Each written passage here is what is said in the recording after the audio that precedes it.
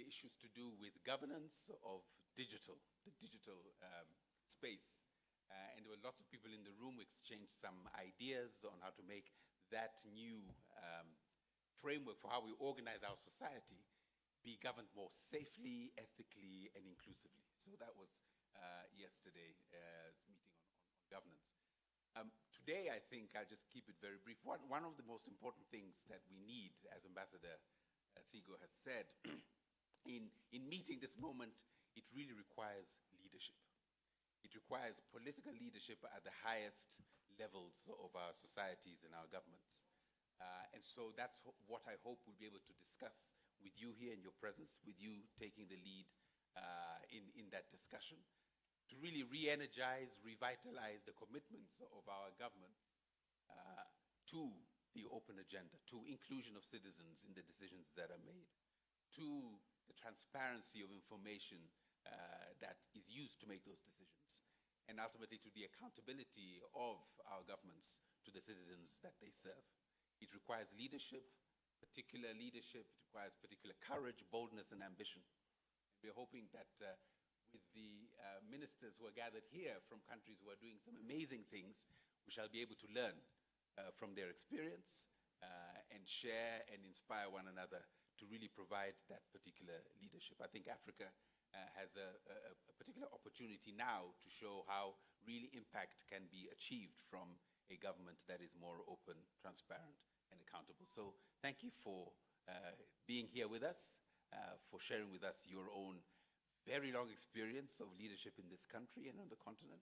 And we look forward to also sharing our ideas with you too. So thank you very much. Thank you so much, Mr. Aidan Yakuze. Let me also just now have the singular privilege of inviting the Prime Cabinet Secretary to offer his opening remarks. As you know, we are running a very tight schedule in the country, and so we really thank him for having slotted this in his agenda.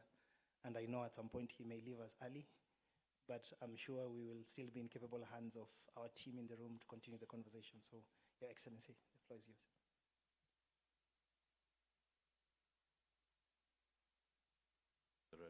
Okay, thank you. Your Excellencies, distinguished participants, and colleagues, good afternoon. I will make a few formal remarks, and then maybe I'll just flag one or two areas that perhaps could generate or enrich the conversation that you'll be having. So let me deal with the formalities. It is my distinct honor to welcome you to Kenya as we gather for the Open Government Partnership Africa and Middle East Regional Ministerial Meeting. This is indeed a historic occasion, considering that it is the second time that Kenya is hosting the Open Government Partnership Meeting. Kenya is proud to have hosted the first Africa meeting in May 2013, soon after the launch of the Open Government Partnership in September 2011. Allow me to extend a warm welcome from His Excellency President William Ruto, the government and the people of Kenya, to our esteemed ministers responsible for open government, honorable ambassadors, civil society representatives, and distinguished delegates who have graced this gathering. I also appreciate our development partners, fellow steering committee members, and representatives from the Open Government Partnership Secretariat. Your presence here highlights the significance of collaboration in promoting the principles of open government. The theme of this ministerial roundtable, that is strengthening resilience of open government in Africa and the Middle East, reflects our shared commitment to democracy and transparency, which are instrumental in advancing progress not only here, but also globally.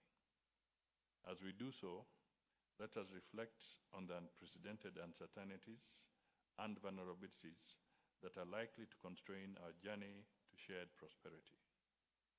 Democracy is under pressure, and emerging threats including climate change, generative artificial intelligence, and escalating conflicts are reshaping the global landscape. The challenges facing Africa are compounded by rising unemployment, geopolitical tensions, democratic backsliding across Africa. These factors have fueled grievances among our youthful population, leading to street protests demanding greater accountability from their leaders. Yet, even during these challenging times, the Open Government Partnership remains resilient. It offers a unique platform to strengthen democracy, improve transparency, and ensure accountability in serving both people and the planet. By focusing on collaboration among governments, civil society, and citizens, Open Government Partnership shows that democracy is humanity's best hope for inclusivity and fair service delivery. This roundtable serves as an invaluable opportunity for us to share experiences on how we can better rebuild trust through open governance. The meeting is structured to explore the emerging trends, confront shared challenges, identify opportunities for a brighter collective future through meaningful dialogue and leveraging on each other's wisdom. I believe that the outcomes of our dialogue will deepen democracy and raise awareness on how much we can do to effectively meet the aspirations of our citizens. Let us engage openly and candidly during these discussions in the spirit of the Chatham House rules. Our Kenyan delegation looks forward to sharing its journey in building a robust, inclusive, multi-stakeholder forum, expanding civic space, and resolving crises through trust. We also eagerly look forward to learning from your insights on navigating resilience in open government initiatives. I therefore wish you fruitful deliberations and look forward to the outcomes of the meeting. Finally, let me take this opportunity to invite you later on to explore our tourist and cultural attractions, particularly if you're visiting Kenya for the first time. Be assured of a great experience in Nairobi, the only city with a national park, which is part of what makes Kenya truly magical. Your Excellencies, distinguished delegates, ladies and gentlemen, it is now my singular pleasure to declare this roundtable officially open. May it inspire renewed energy and actionable solutions to further the cause of open government across our regions. Asante sana.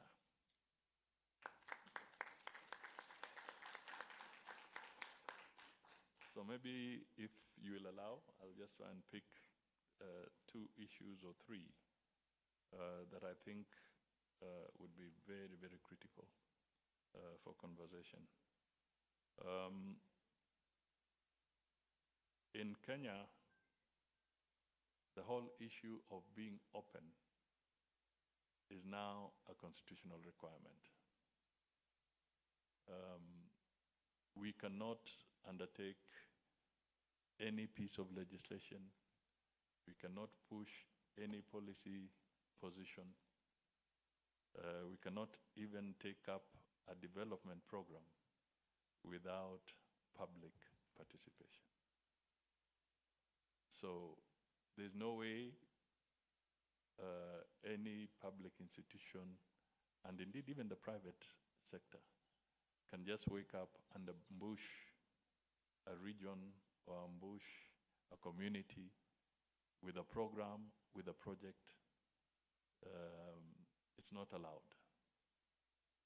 Our constitution is very specific that you must have public participation, which means you must talk to the people, you must engage, you must disclose what you intend to do, and you must allow them to have an input and a say in what you intend to do. Now, that has also come with its own challenges. And this is perhaps where I want to pitch, so that as we reflect on some of these things, we can also try and see how to balance development, which you might call accelerated development, while at the same time making sure that your citizenry are part and parcel of that process. Let me give you a very specific example because I'm grappling with it as we speak. In government, we have the Department of Parliamentary Affairs. That is part of our structure, and it falls within my docket as the Prime Cabinet Secretary. Now I'm not talking about my role as Foreign Affairs, but as Prime Cabinet Secretary. Now, one of the things that we have scoped and mapped out is that to effect a robust reform agenda, each ministry was asked to give its priorities, especially the legislative agenda. And we have a record of over 700 pieces of legislation that require either amendment or require fresh legislation. 700. That means even if you have the most efficient parliament or county assembly, you have to figure out how fast or how long it would take for them to do 700 pieces of legislation. And we have seen situations where if you have not had public participation, that legislation is declared unconstitutional and it's thrown out by our courts, and it has happened. Okay? So we have learned the bitter way through practical motions and examples. So everybody now must make sure that you're doing public participation. Otherwise, the courts will declare that law unconstitutional until you have gone through that motion. But here is the catch. We also asked the ministries, just give us an estimate. What would it cost you to go through the process and have your public participation? Because the government itself, the originating ministry or department, is required to undertake public participation, whether it is stakeholder engagement or whatever it is, whatever semantics you may use, but it is public participation, perhaps to develop the policy. Then you go through public participation to develop the piece of legislation. Then you submit it to Parliament, and Parliament again is mandated but also obligated to do public participation. Then after you've done the piece of legislation, there are statutory instruments, that is the subsidiary legislation. Then to do the subsidiary legislation, you must again do public participation. So I told them, just tell us, what do you think it would cost? According to this, by rule of thumb, the lowest process that came up was it would cost 10 million shillings to go through a public participation. There are others, some kind of bills whose nature requires you to do even more in terms of public participation. And the departments were giving us figures of 50 million to 100 million to go through the full hog. 700 pieces of legislation multiplied by 10 million alone at the lowest is about 7 billion shillings.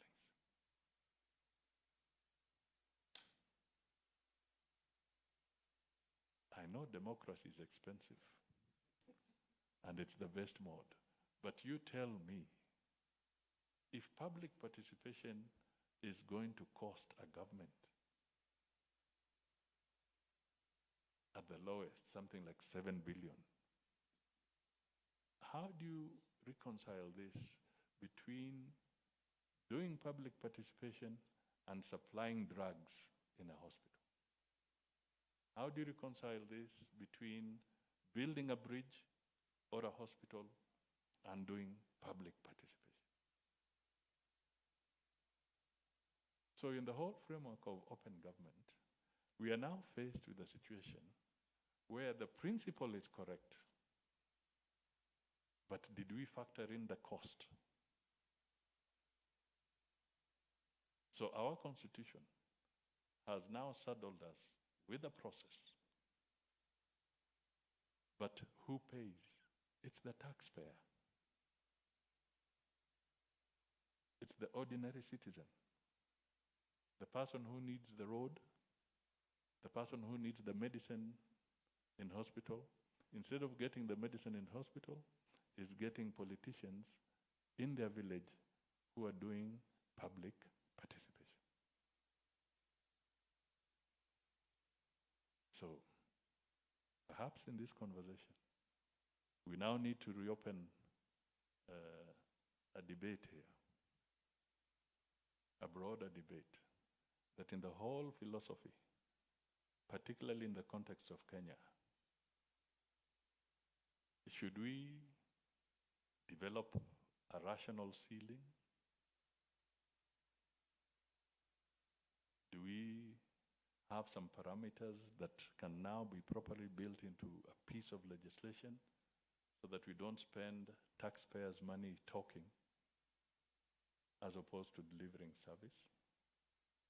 Yet we must also make sure that they are part of what we are doing, because you also don't want to impose things that they don't want. So this is a contradiction that requires, and it's a debate that we need to take up not just in Kenya but across. Do you have to have, for instance, what would be wrong if you merged public participation during the legislation and the statutory instruments? Why must they be separate? It's the same law. Why do we have to have the process twice or thrice? Okay, so I thought this should be okay for a conversation, because if we are not careful, what about in the judiciary, institutions that are supposed to be independent? Would you then now start calling for public participation before a judgment is delivered in a court of law? So we need to perhaps start putting rationale to this space, but it's important. I'm not saying that we should not have that frankness and whatever. I was just saying it's a constitutional requirement for us, but we need to rationalize it. I don't know what the experience is in other countries. The other thing that I just want to point out is that it is good for accountability. Then we need to look at conflict. One of the excuses I had given, because I think I was supposed to have joined you yesterday, or is it earlier today? And I said I was not sure because under IGAD, I was supposed to be part of a team going to Juba, because the crisis is escalating again in South Sudan. So on Sunday night, at midnight, the message came from the IGAD office that, sorry, you cannot now go because the tension is reaching dangerous levels. So I'm here today. But conflict, what is fueling conflict? What is happening within governments that conflict is taking the better of us? It's having its toll on our societies, on our governments. We need to reflect on it. Last night, until midnight, the president of Kenya was chairing a joint virtual SADC and EAC meeting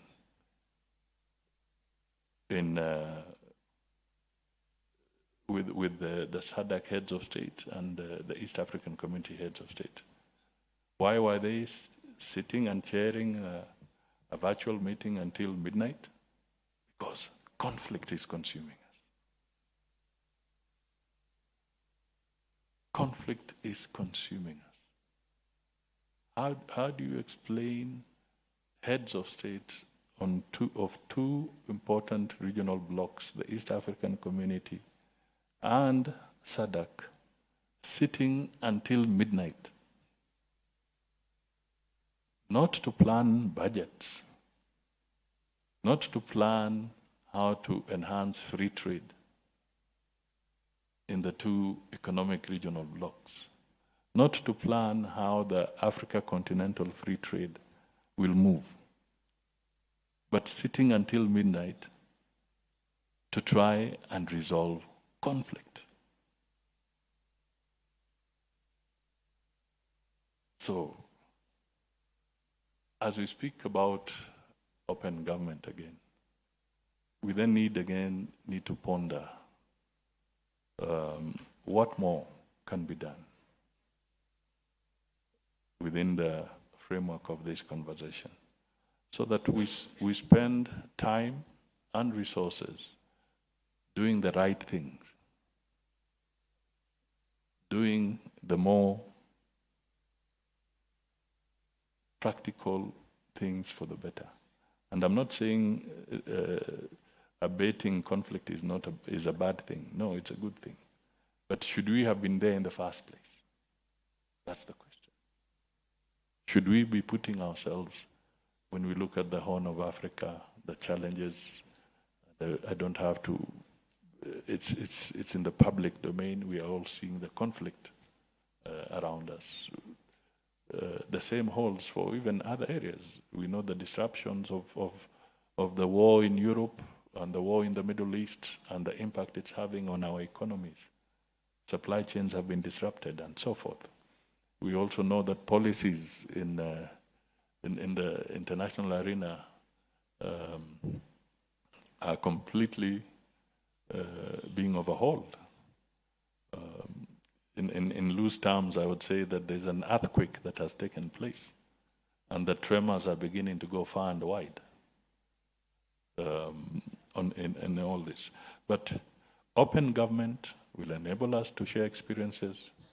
Open government will help us to put more pressure on the leadership in our countries and our societies, so that they can hopefully be better as we move forward. So I thought I'd leave you with those two issues, so that in your conversation, you can help us perhaps find more reasonable ways forward. So that's it. That's it. Thank you. And I will not speak again. Thank you. Thank you so much, Your Excellency. As you've seen, His Excellency is always thinking about these issues, and I think you've challenged us a little bit around the cost of democracy, as much as there's an imperative, but what are the realities? And maybe, Your Excellency, as you also continue to champion technology, this is where we start to think about how can technology actually help this. And I think in the room, the examples where technology has helped in public participation.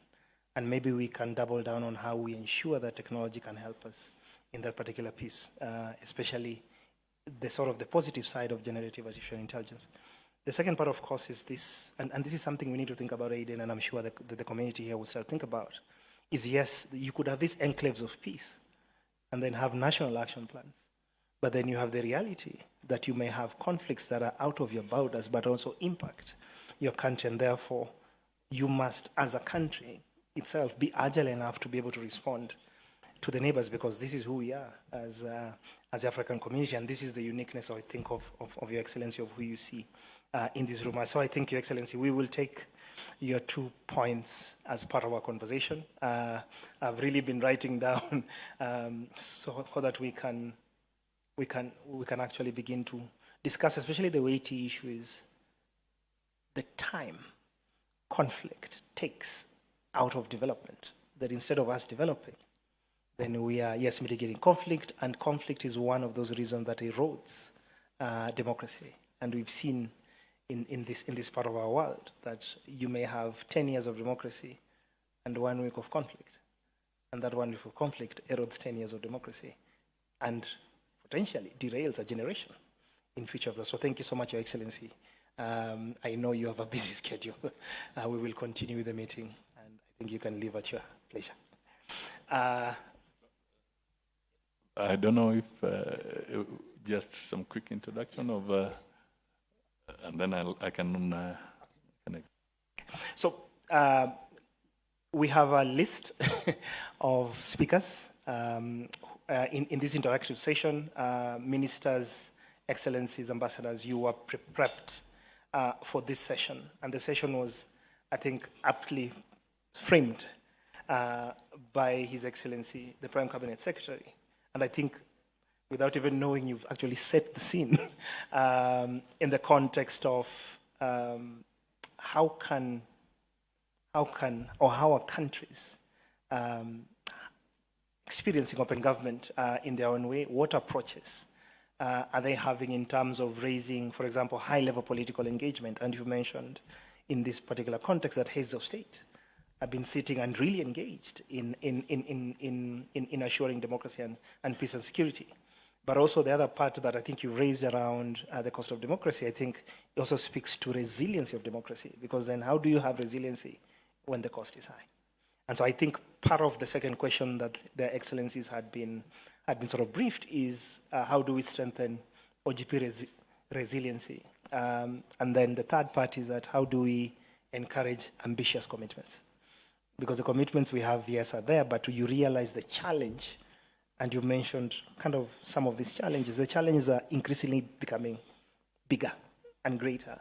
So it means we also need to raise our ambition in terms of commitments. And so without further ado, and maybe this could be the interaction piece, is we have a list of speakers. So I think we will begin with His Excellency Mathias Traore, Minister of Public Service for Labour and Social Protection for Burkina Faso. The floor is yours, Your Excellency. So just to know them, that's, if I may have to leave, but I just wanted to know who is who. Okay. My apologies. If we can have a round of, yeah, just a round of. If we can have a round of introductions, maybe we start with Your Excellency, and then we'll just go down the line, and then we'll start on this side. Merci, je suis Traoré Mathias. Je suis le ministre de la fonction publique, du travail et de la protection sociale du Burkina Faso. Merci. Bokari Abdel Aziz Bao, Deputy Minister of Information and Civic Education, Sierra Leone. Thank you, Your Excellency. My name is Nana Oye Bampo Ado. I'm Deputy Chief of Staff in charge of Finance and Administration for the Republic of Ghana. Thank you, Your Excellency. My name is Johnny Takpa, Deputy Minister for Administration at the Ministry of Information, Cultural Affairs and Tourism from Liberia. Bonjour, Madame Benayed, époque par intérim du Maroc.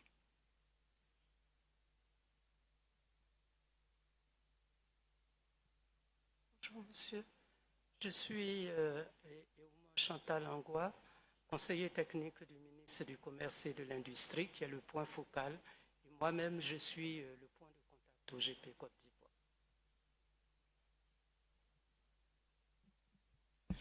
Boa tarde.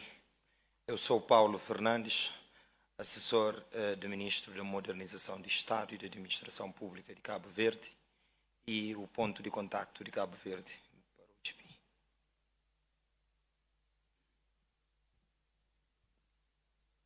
Good afternoon, Your Excellency. I'm Dr. Janet Banda. I'm the Deputy Secretary to the President and Cabinet in Malawi. I'm also the chairperson of the steering committee, OGB steering committee in Malawi. Thank you. Good afternoon, Your Excellency. Margaret Momo, Cabinet Secretary from Seychelles, and also point of contact for OGP. Bonjour, c'est Dr. Alassane Gueye, directeur de la promotion de la bonne gouvernance au ministère de la Justice. Bonjour, c'est Dr. Alassane Gueye, directeur de la promotion de la bonne gouvernance au Sénégal au ministère de la Justice. Merci. Good afternoon. My name is Anwar bin Youssef. I'm the ambassador of Tunisia to the Republic of Kenya. Good afternoon, Your Excellency. My name is Alfred Msemna. I'm the Zambia's High Commissioner to Kenya, representing the Minister of Justice of the Republic of Zambia. Thank you so much. Okay. Thank you, and I wish you all the best. Thank you.